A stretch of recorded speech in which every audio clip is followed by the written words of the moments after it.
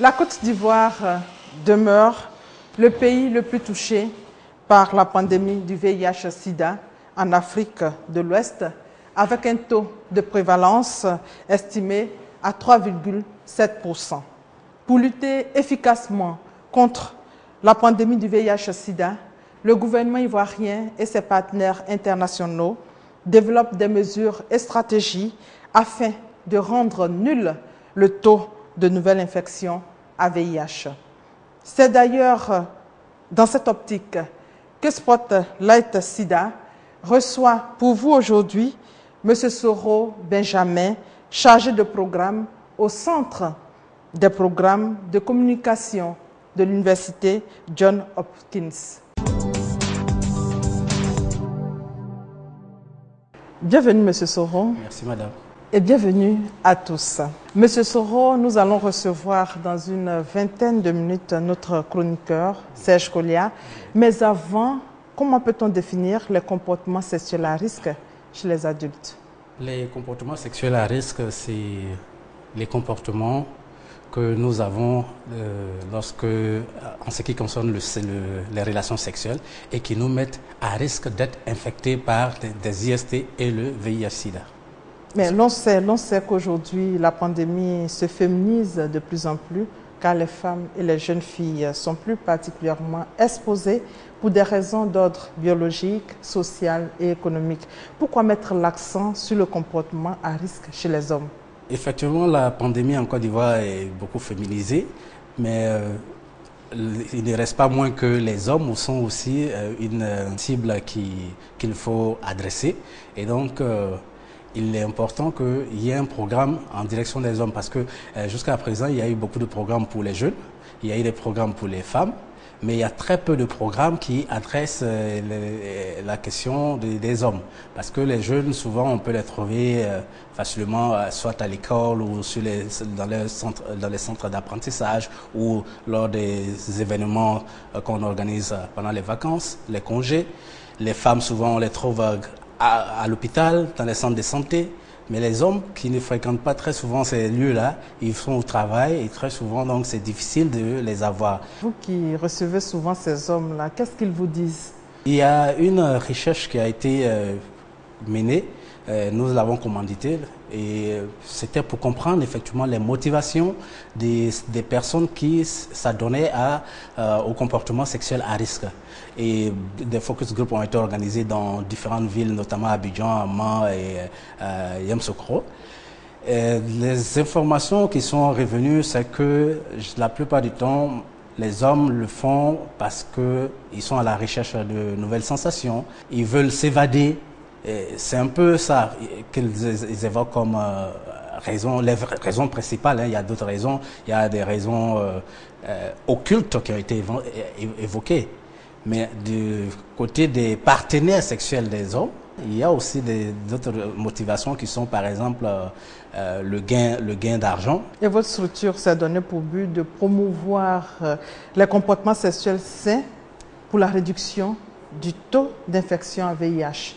Nous allons marquer une courte pause pour suivre ce reportage de Déborah Olapade, commenté par Christelle Menon, reportage qui met l'accent sur vos activités pour lutter efficacement contre la maladie. Regardez. Vous avez eu déjà des relations et vous décidez d'arrêter d'avoir des rapports jusqu'à ce que vous vous mariez. Ça, c'est le cas de la finance secondaire. Okay? Ça, c'est une décision personnelle. Donc, c'est à vous de rencontrer vos amis et puis leur expliquer les raisons fondées qui vous ont poussé à prendre cette décision-là. Un appel pour s'informer sur la conduite à tenir pour avoir une vie sexuelle saine. Ce genre d'appel, Aziz et ses collègues, 16 au total, en reçoivent une centaine par jour. Eux, ce sont les répondants de la ligne InfoSida. Leur tâche, renseigner les personnes à la recherche d'informations sur le VIH-Sida et autres infections sexuellement transmissibles.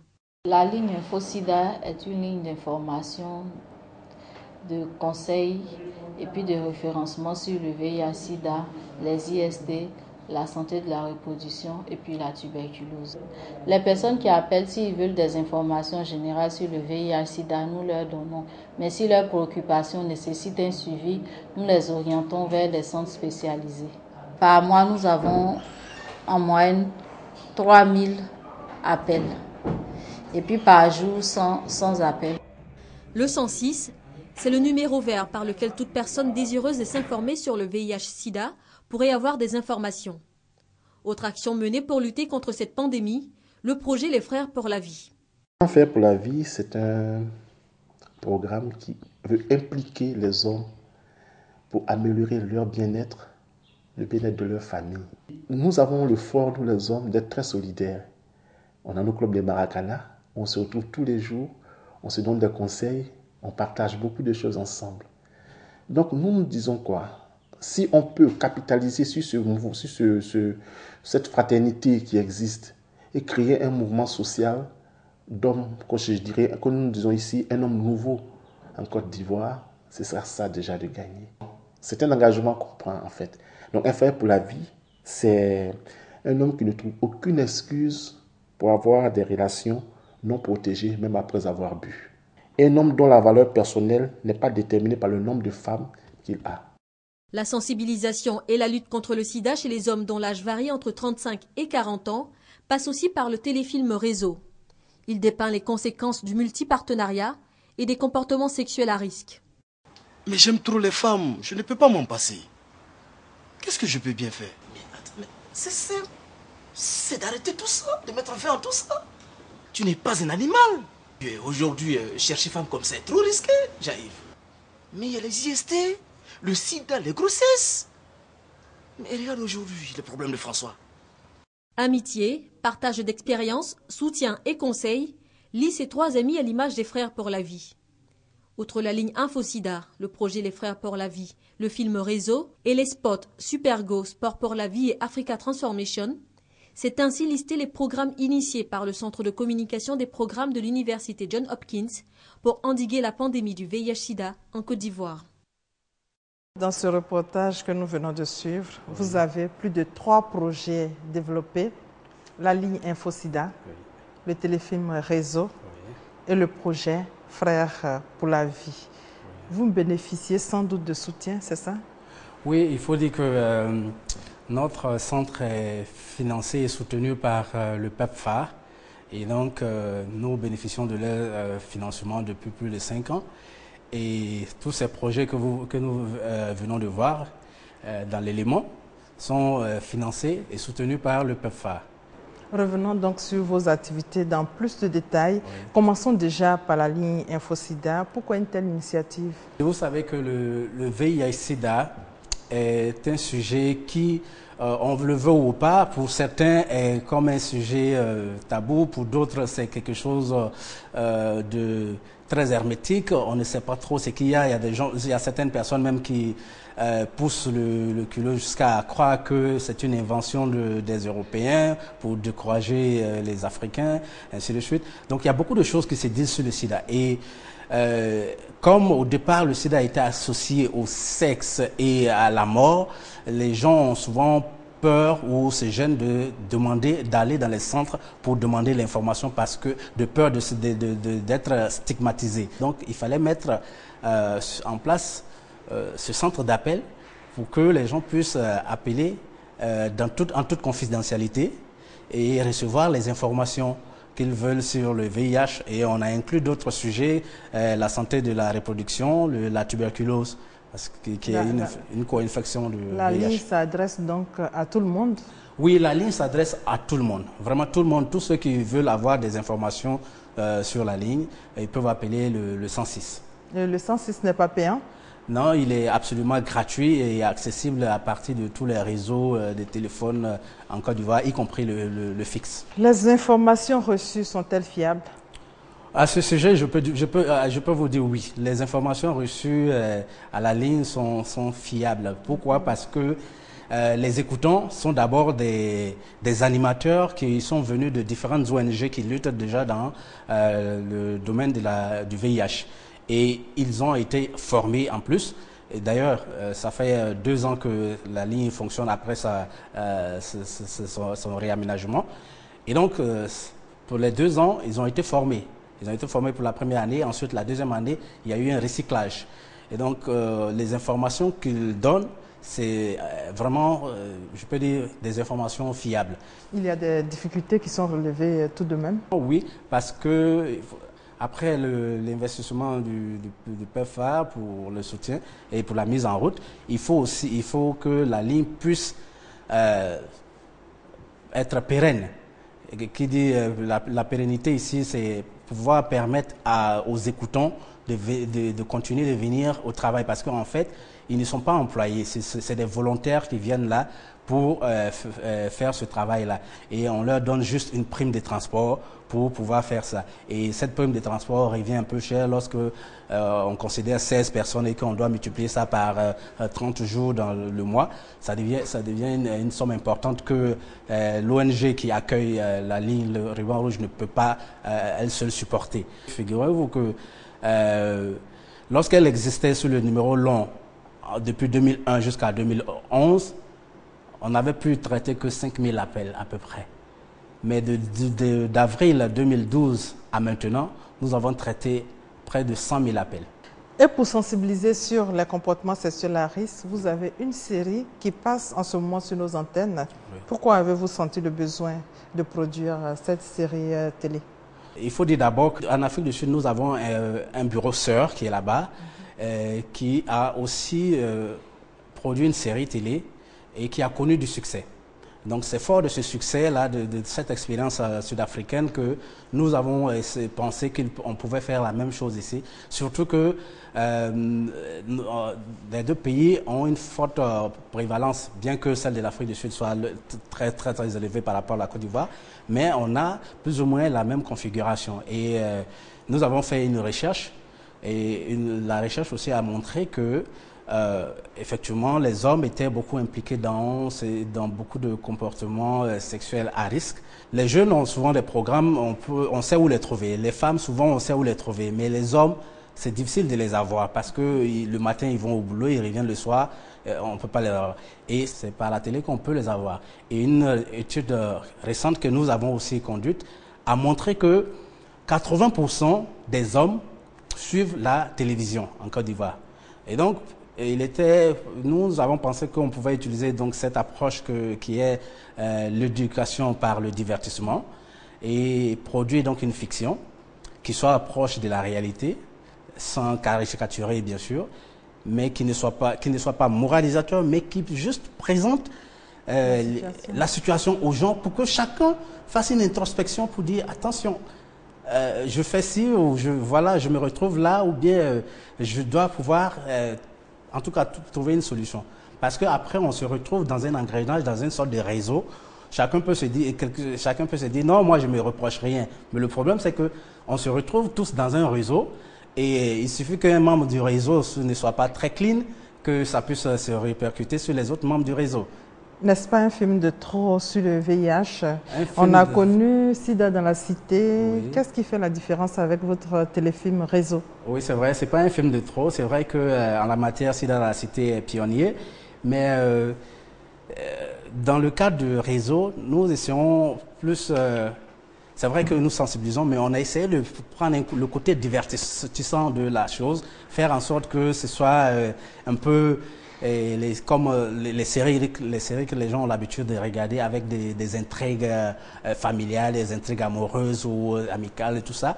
Mais à travers ça, on aborde les questions qui se tournent autour du VIH. Et particulièrement dans notre série, on n'effraie pas pour dire que non, le sida tue, le sida fait ci.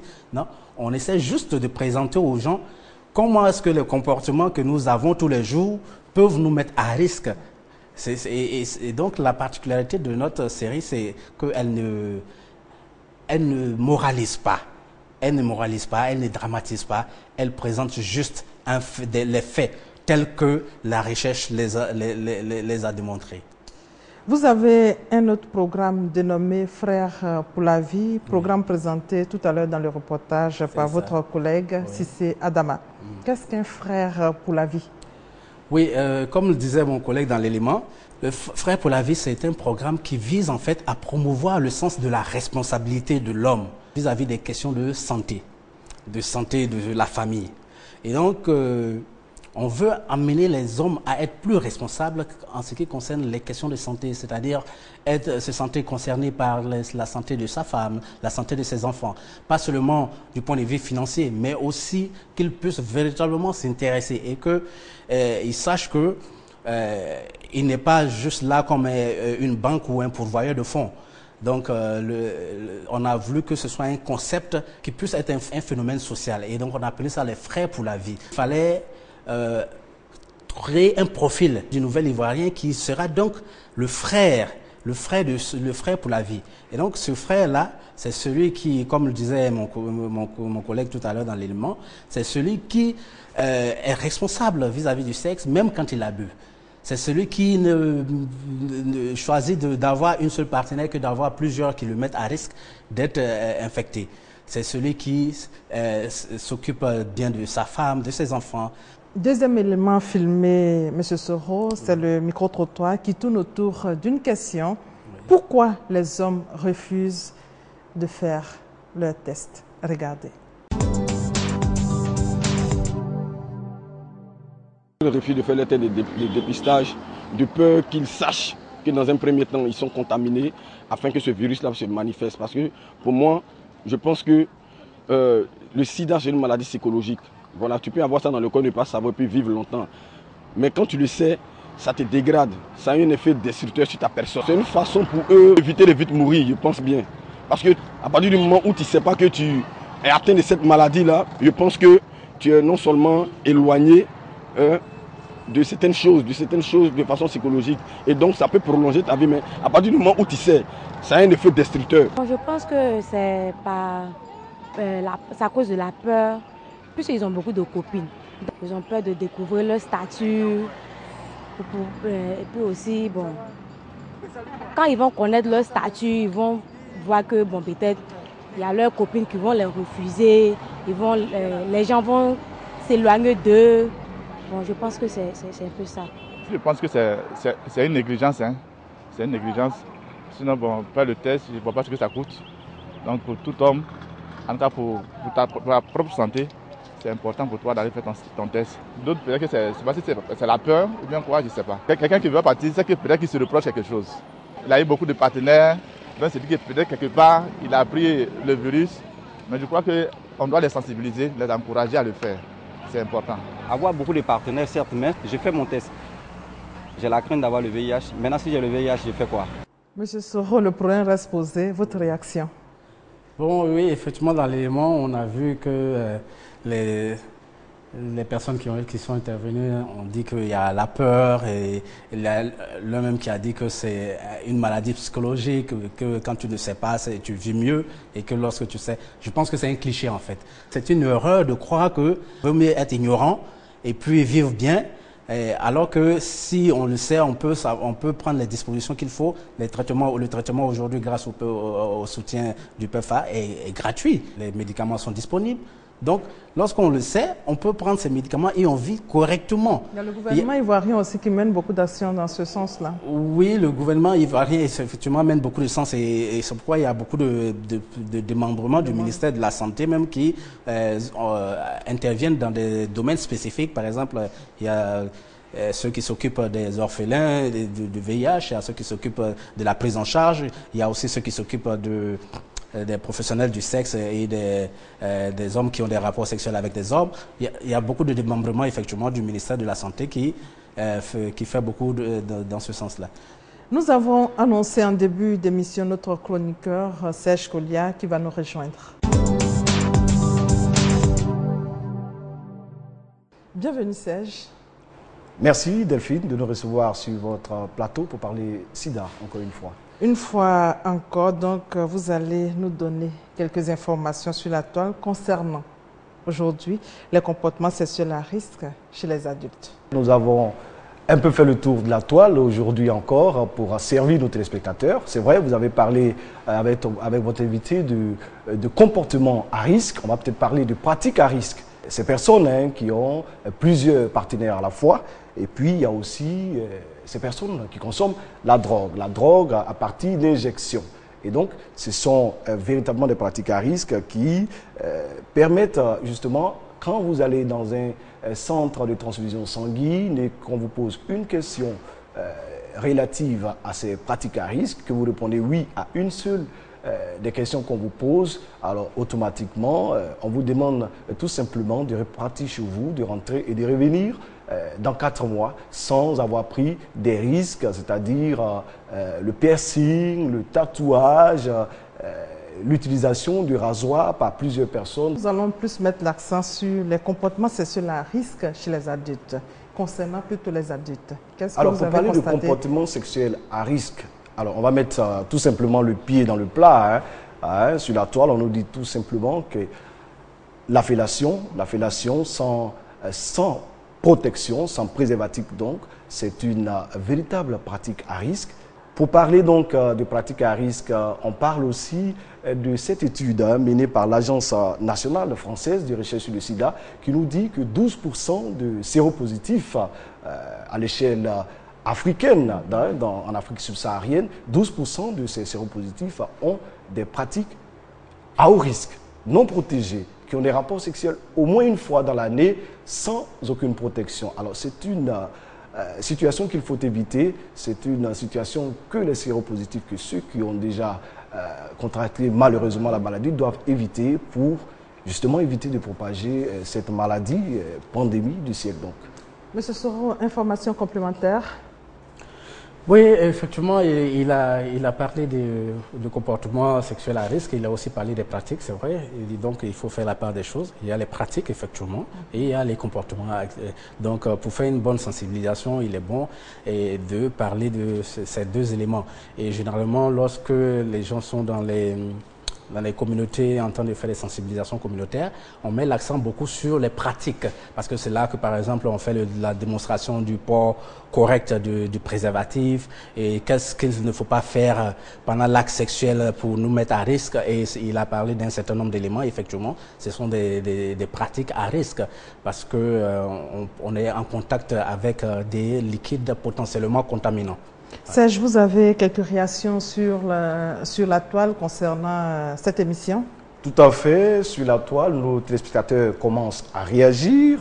Il y en a beaucoup, les réactions. On en a pris quelques-unes juste pour les présenter à nos téléspectateurs. Il y a comme ça Georges Bikoula qui dit aimer cette émission Spotlight Sida. Il souhaite tout simplement que, à travers cette émission, on puisse créer un espace de rencontre pour amitié, mariage entre séropositifs. Alors, c'est son souhait, c'est ce qu'il souhaite. Sinon, il pense que c'est une émission qui s'inscrit véritablement dans la droite ligne de la lutte pour freiner la maladie, donc le sida. Il y a aussi Lance Kokone qui nous a adressé un message pour nous dire que Spotlight Sida est une émission qui vient à point nommé.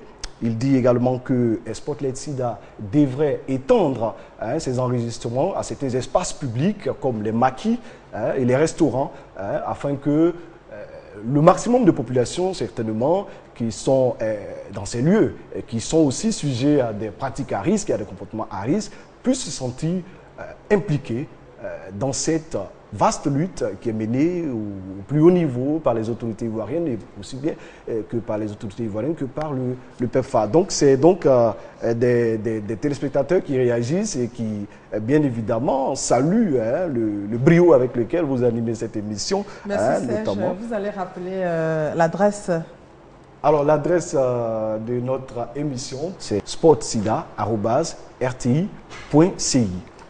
À ces deux adresses, nous attendons les contributions, nous attendons les réflexions et nous attendons les actions menées pour lutter contre le sida. Merci Serge pour votre contribution. Monsieur Soro, beaucoup de choses ont été dites sur les comportements à risque chez les adultes.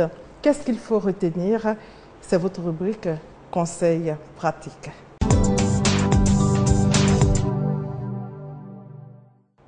Quel conseil à l'endroit des populations avant de terminer cette émission? Le sida n'est pas aussi dramatique comme on le pense. Il y a certaines maladies, sans les citer, qui sont tout aussi dangereuses, et peut-être même plus dangereuses que le VIH, parce qu'aujourd'hui, le VIH, on peut au moins prendre des traitements et vivre longtemps. Donc il faut que les gens dédramatisent cette maladie. Et puis il faudrait que les uns et les autres sachent qu'il y a deux principaux axes de lutte. Hein. Il y a beaucoup, mais il y a d'abord le dépistage et puis ensuite il y a la protection. Merci, M. Soro, d'avoir accepté notre invitation. C'est moi qui vous Je remercie. rappelle qu'avec vous, nous avons parlé des comportements sexuels à risque chez les adultes. Et c'est la fin de votre magazine Spotlight Sida, réalisé par Awa Sawadogo. Merci de votre fidélité et bonne santé à tous.